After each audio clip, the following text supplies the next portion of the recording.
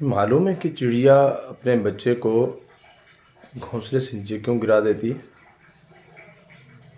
شروع میں گرا دیتی ہے، پھر کچھ دنوں کے بعد پھر گرا دیتی ہے اور اوپر لا کے بٹھاتی ہے۔ یہ اس لیے گراتی ہے تاکہ بچہ چوزا یہ اڑنا سیکھ لے۔ تو وہ جو گرنے کے بعد چوزا اڑتا ہے، بچہ اڑتا ہے، تو وہ سیکھ کے اڑتا ہے۔ یہ اللہ پاک اپنے بندوں کو جو آزمائش میں ڈالتے ہیں، تکلیفوں میں ڈالتے ہیں، خدا نخواستہ اس لیے نہیں کہ اللہ پاک اپنے بندے کو ناکام کرنا چاہتے ہیں۔ بعض دفعہ پریشانیوں سے آدمی سیکھتا ہے، مسائل سے سیکھتا ہے، مصیبتوں سے سیکھتا ہے۔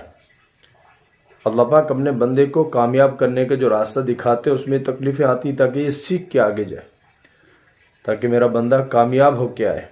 تو اس لیے ہمیں حالات سے مسائل جب آئیں تو اس وقت اللہ کی طرف متوجہ ہونا چاہیے اور ان مسائل کا سامنا کر کے ان کا